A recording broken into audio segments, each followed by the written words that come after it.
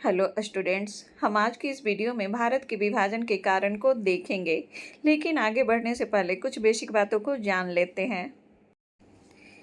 विभाजन किसी देश की भूमि का ही नहीं होता, विभाजन लोगों की भावनाओं का भी होता है।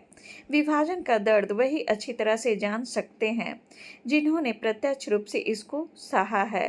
बंटवारे के दौरान जिन्हें अपना घर बार छोड़ना पड़ा, अपनों को खोना पड़ा, यह दर्द उन्हें आज भी सताता है। भारतीय स्वतंत्रता अधिनियम 4 जुलाई 1947 को ब्रिटिश संसद में रखा गया। 18 जुलाई 1947 को भारतीय स्वतंत्रता अधिनियम को ब्रिटिश संसद से स्वीकृति मिल गई और 15 अगस्त 1947 को भारत बट गया, जिसके फलस्वरूप विश्व में एक नए मुस्लिम राष्ट्र पाकिस्तान का उदय हुआ।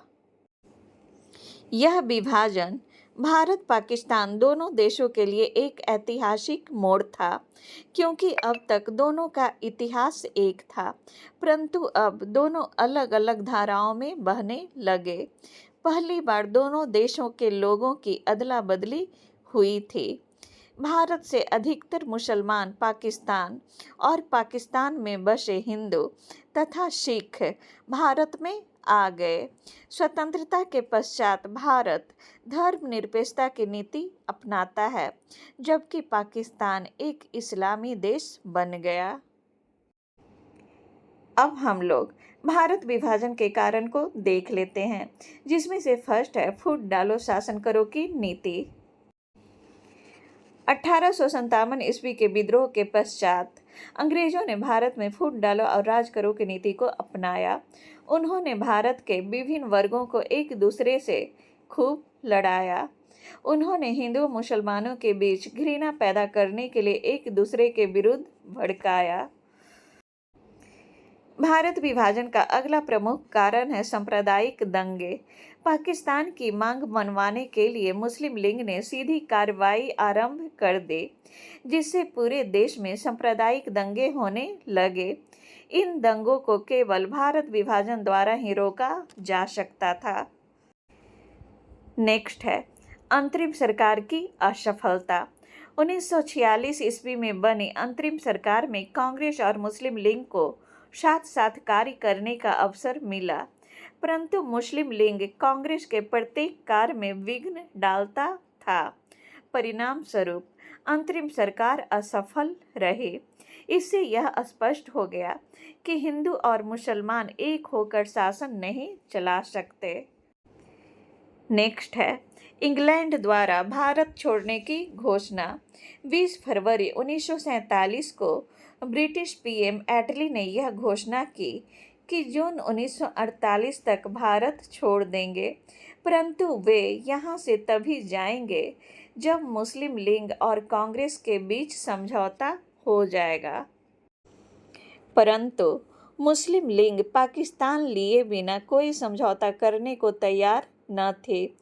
फलस्वरूप ब्रिटिश सरकार को भारत विभाजन की योजना बनानी पड़ी। नेक्स्ट है मुस्लिम लीग को प्रोत्साहन। ब्रिटिश आरंभ से ही कांग्रेस के विरुद्ध रही है, क्योंकि कांग्रेस ने अपनी स्थापना के बाद से ही सरकार की आलोचना करनी शुरू कर दी थी।